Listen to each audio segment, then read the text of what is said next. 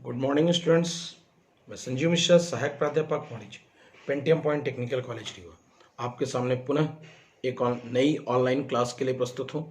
और आप सभी घर पर सुरक्षित होंगे और आसपास इस समय बहुत से लोग आ जा रहे हैं, तो उनसे थोड़ा सा दूरियां बना कर रखें, क्योंकि बाहर बहुत ज़्यादा कोरोना इफेक्ट था और है भी।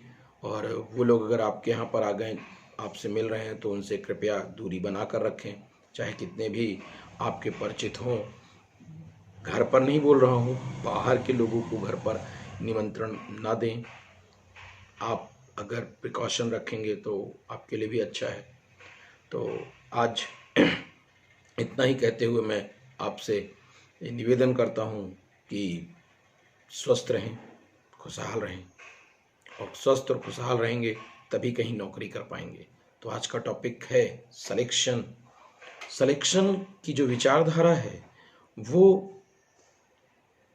जब बाजार की आवश्यकताओं के अनुरूप आपके पास या व्यावसायिक आवश्यकताओं के अनुरूप आपके पास एम्प्लॉयज़ नहीं है, तो उस कंडीशन में आपको नए लोगों की रिक्वायरमेंट आती है। सामान्य रूप से ये कहा जाए कि सिलेक्शन से अर्थ संभावित नौकरी के लिए विचाराधीन उम्मीदवारों में से आशाहीन दिखाई देने वाले उम्मीदवारों को छांटकर अलग करके नकारात्मक व्यवहार से है। यानी ऐसे लोग जो केवल ये सोच रहे हैं कि मिल जाएगी, उसके योग्य नहीं है, ऐसे लोगों का को अलग करने की प्रक्रिया सिलेक्शन प्रोसीजर है।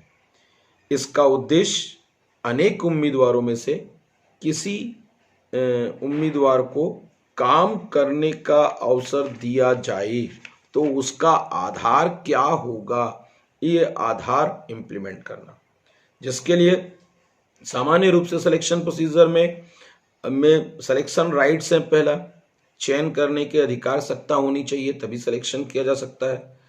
पर्सोनल डिपार्टमेंट्स के द्वारा, यानी व्यक्तित्व सेवी वर्गीय विभाग के द्वारा उस कार्य के लिए अनुमति दी गई हो, कार्य शक्ति दी गई हो, कार्यों का डिस्क्रिप्शन दिया गया हो। फिर सिलेक्शन स्टैंडर्ड्स के माध्यम से होना चाहिए, पहले से डिफाइन हो कि इस पोस्ट, इस पोजीशन के लिए ये क्राइटेरिया चाहिए और उसी पर सिलेक्शन किया जाए। फिर सिलेक्शन प्रोसीजर डिपेंड करती है नंबर ऑफ एम्प्लॉयज़ के, जो अप्लीकेंट्स हैं उन अप्लीकेंट्स के कम या ज़्यादा होने पर। कम होंगे तो डायरेक्ट इंटरव्यू हो जाएगा, ज़्यादा लोग होंगे तो शॉर्टिंग होगी रिकॉर्ड्स की और प्रॉपर उसमें से फाइनलाइज इम्प्लीमेंट किया जाएगा। और भी प्रोसीजर जैसे साइकोलॉजिकल टेस्ट है और मेडिकल एग्जामिनेशन है, रेफरेंस लेना है, उनसे आवेदन लेना है, उनके एक्सपीरियंस लेटर्स लेने हैं, उनकी ट्रेनिंग्स का सर्टिफिकेट्स इम्प्लीमेंटेशन देना है। ये सारी एक्टिविटी इन्वॉल्व की जाती हैं। फिर हर प्रोसीजर के हिसाब से भी सिलेक्शन प्रोसीजर चेंज होती है। जैसे प्यून की अगर जॉब देनी है तो यही पूछा जाएगा कि बेटा आप ये कर सकते हो कि नहीं। फिर अगर कहीं पर अगर कोई मशीनिस्ट का अगर ड्राइवर की चाहिए तो ड्राइवर से गाड़ी चलाते बनती है कि नहीं, ये चलवा कर देखा जा सकता है। उसके पास लाइसेंस है कि नहीं है, सिंपल मोड में आवेदन लिया जाएगा। लेकिन कंपेयर सिलेक्शन प्रोसीजर इजी होगी, पर एक मैनेजर की स्किल, मैनेजिंग स्किल हुई, एक ऑफिस क्लर्क की क्लर्कल स्किल तभी चेक हो पाएगी जब वो उससे संबंधित कार्यों को कराया जाए, उसे इम्प्लीमेंट कराया जाए, या उसकी तर्क शक्ति या बौद्धिक शक्ति को एनालाइज किया जाए, या अगर टाइपिस्ट है तो टाइपिंग कराकर उसे आइडेंटिकल किया जा सकता है। तो स्थान विशेष के आधार पर लोगों के रिक्रूटमेंट प्रोसीजर्स को इम्प्लीमेंट किया जा सकता है। इसके अतिरिक्त सिलेक्शन प्रोसीजर्स की अगर जब बात करें तो सिलेक्शन प्रोसीजर्स का जो इम्प्लीमेंटेशन है सबसे ज़्यादा वो होता है पहले जॉब एनालिसिस करना। सर्वप्रथम ये आइडेंटिकल रिप्रेजेंट करना, एप्लीकेशंस लेना कि इंटरव्यूज़ के माध्यम से करना है, किस तरह से रिक्रूटमेंट प्रोसीजर करना है, ये आइडेंटिकल रिप्रेजेंट किया जाता है। फिर मटेरियल प्लान्स का डिस्क्रिप्शन करना, वर्क का डिस्क्रिप्शन करना, उसके लिए किस तरह के लोगों की रिक्वायरमेंट है, ये पहले आइडेंटिकल रिप्रेजेंट करना। फिर कौन लोग आवेदन कर सकते हैं, नहीं कर सकते हैं, ये क्राइटेरिया फाइनलाइज करना।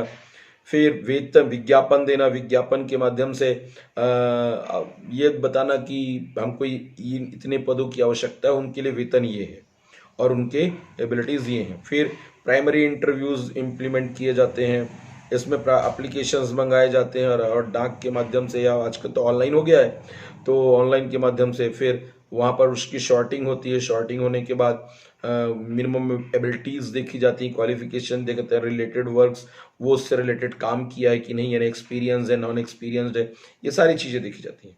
फिर कई बार ऐसा भी होता है कि ब्लैंक एप्लीकेशन मंगा लिए जाते हैं कि अब इन पदों के लिए आवश्यकता है, तो आवेदन आ जाते हैं। आवेदन देखने के बाद उसमें से फिर कंपनी अपने आवश्यकता के अनुसार फॉर्म्स को अलग करता है, उनकी एबिलिटीज़ को क्राइटेरिया करके फिर उनको बुलाता है लोगों को आवेदन कर, मतलब रिक्रूटमेंट की प्रोसीजर्स, जो सिलेक्शन प्रोसीजर है उसको आगे बढ़ाने के लिए। फिर रेफरेंस मांगे जाते हैं साक्षात्कार टेस्ट में बुलाने से पहले कि आप ने जो जानकारी दी है वो सत्य है कि नहीं है, इसको आइडेंटिकल रिप्रेजेंट करने के लिए। फिर साइकोलॉजिकली टेस्ट लिया जाएगा। साइकोलॉजिकली टेस्ट के माध्यम से उनके achievements, intellectual level, attitudes, personalities को चेक किया जाता है। लिखित परीक्षाएं भी कई बार ले ली जाती हैं, और लिखित परीक्षा के अलावा कई बार ओरल भी इंक्वायरी कर ली जाती है कि प्रेजेंस ऑफ माइंड कैसे इम्प्लीमेंटेड है।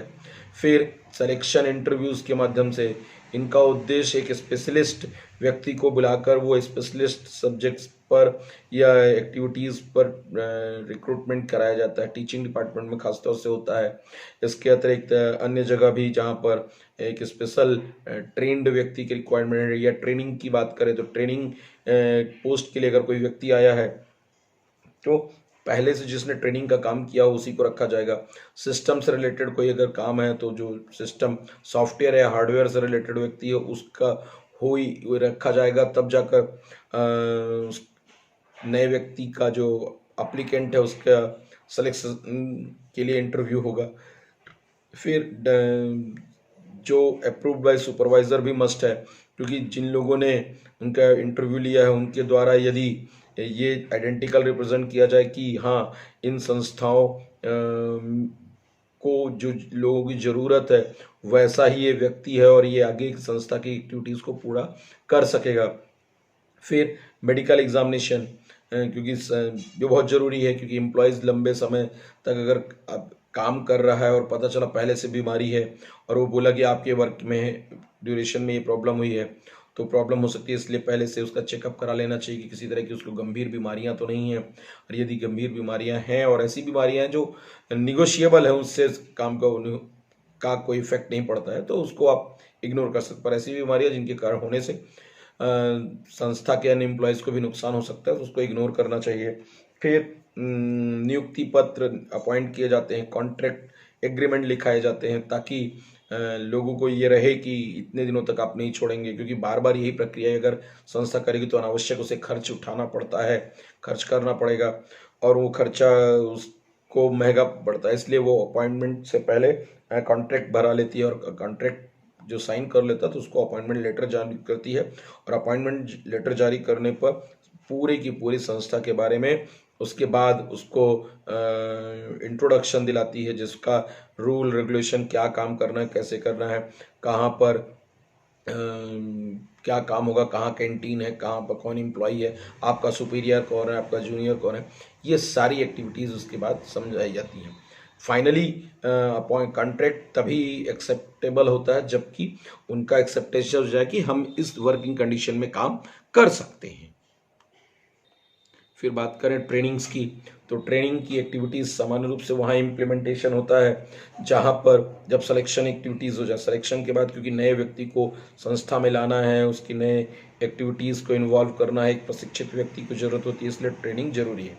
सामान्य रूप से प्रशिक्षण एक ऐसी संगठित कार्यविधि है जिसके द्वारा किसी व्यक्ति को निश्चित उद्देश्य और ज्ञान, कौशल आदि को सिखाते हुए की एक्टिविटीज़ इम्प्लीमेंट की जाती है, जिसके लिए ये कहा जाए कि ट्रेनिंग एक स्पेशल पर्पस को कंप्लीट करने के लिए कर्मचारी की जो तर्क शक्ति है, उसकी स्किल्ड है, उसकी एबिलिटीज़ हैं, उसको बढ़ाने के लिए की गई प्रक्रिया है। ट्रेनिंग एक ऐसी व्यवस्था भी है जिसके माध्यम से कर्मचारी अपने स्किल को इंक्रीज कर सकता है। ये विचार फिलिप्पो के द्वारा कहा गया। इसके अतिरिक्त एफरसन या प्लांटी मेकार्ड के विचार के साथ प्रशिक्षण सभी स्तर के कर्मचारियों के उस ज्ञान और कौशल को सतत रूप से विकसित करना है जिसका उपयोग करके वो ऑलरेडी संस्था को अधिक से अधिक लाभ पहुंचा रहा है और उन्हीं प्रक्रियाओं से वो और भी लाभ पहुंचा सके। इसके अतिरिक्त प्रशिक्षण नियोजित विकास का एक पर्याय है, जो कि प्रशिक्षण एवं प्रबंध का उद्देश्य सुपरवाइजर और कर्मचारियों को इस प्रकार से डेवलप करे कि वो अपने प्रोडक्टिविटीज को और अपने वर्क स्किल्ड को और ज़्यादा इफिशिएंट इम्प्लीमेंट कर सके। ये कारूथ के विचार है कि प्रशिक्षण एक्चुअल में इंटरपर्सनल एक्टिविटीज को और प्रोडक्टिव एक्टिविटीज को या प्रोडक्शन के कार्य को तीव्र गति प्रदान कर सकती है। और एक समग्र रूप में यही कहा जाए कि ट्रेनिंग एक ऐसा प्रोग्राम है, एक चेन है, जिसके माध्यम से लोग अपने ज्ञान को आगे बढ़ाते हैं और दूसरे के ज्ञान को अपने साथ सम्मिलित करते हैं, अपनी स्किल चेंज इंक्रीज करते हैं और नए इन फ्यूचर होने वाले चुनौतियों को भी इम्प्लीमेंट कर सकते हैं। सामान्य रूप से ट्रेनिंग की जो एक्टिविटीज़ हैं ये कंटिन्यूअस प्रोसेस है। ये नहीं कोई ये कहे कि मैं यहाँ पर सीख लिया बस, अब इससे ज़्यादा हमको ज़रूरत नहीं है, तो गलत होगा। ये इसमें कई बार बार नई चीज़ इम्प्लीमेंट करते हैं। फिर ट्रेनिंग एक लर्निंग एक्टिविटी है, इससे किसी न किसी तरह की नई चीज़ों को, नई एक्टिविटीज़ को सीखा जा सकता है।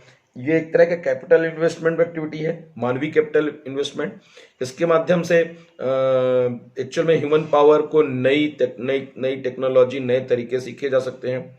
इसके माध्यम से वो ऑर्गेनाइजेशंस की ड्यूटीज़ को फुलफिल भी कर सकते हैं ट्रेनिंग में।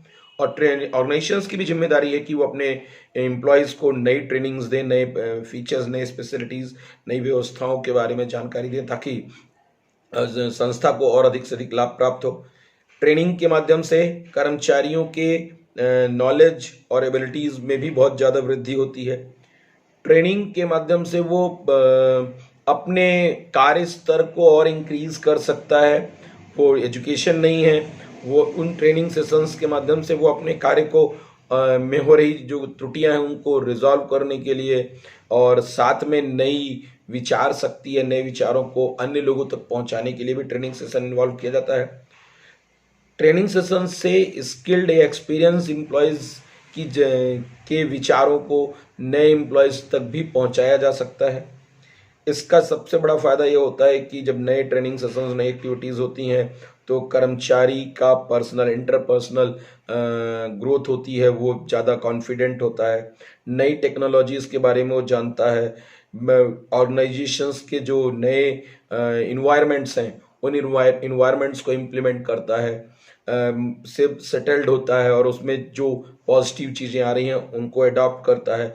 किसी भी तरह के इंडस्ट्रियल एक्सीडेंट्स, कई बार जैसे ट्रेनिंग के माध्यम से लोग सीख लेते हैं कि इंडस्ट्रियल एक्टिविटीज़ के माध्यम क्या होता है कि वहाँ पर मशीन्स चलाना है, मशीन कैसे ऑपरेट करना, नई आ गई, चला रहे हैं, कोई एक्सीडेंट हो जाए तो ट्रेनिंग सेशंस के माध्यम से ये भी आसानी से सीख पाते हैं। फिर improve qualities product and services भी ट्रेनिंग सेशन के माध्यम से होता है। और ज़्यादा नई टेक्नोलॉजी, नई फैसिलिटीज़ होंगी तो एम्प्लॉयज़ की भी प्रोडक्टिविटी इंक्रीज़ होती है, वो ज़्यादा अच्छे से सर्विसेज देता है, अपने प्रोडक्ट्स को मैन्युफैक्चर करता है और जो नई टेक्नोलॉजी, उन टेक्नोलॉजीज़ को अपने एक्सपीरियंस से उपयोग करके संस्था को अधिक से अधिक लाभ वृद्धि में मदद कर सकता है। ट्रेनिंग के माध्यम से वो अपने मन के डर को या अपने जो अंदर संस्था के प्रति विचार है उन विचारों को भी बाहर सबके सामने बताकर उसमें हो रही किसी तरह की कुंठित भावनाओं को समाप्त कर सकता है। ये ट्रेनिंग सेशंस की एक्टिविटीज़ के अंतर्गत आता है। अगली क्लास में ट्रेनिंग सेशंस के अन्य जो इम्पोर्टेंस है, क्यों जरूरी है, क्या है, कितने तरह से ट्रेनिंग सेशंस इम्प्लीमेंट किए जा सकते हैं, इनके लोगों को क्या फ़ायदे होंगे, इस पर विचार करेंगे।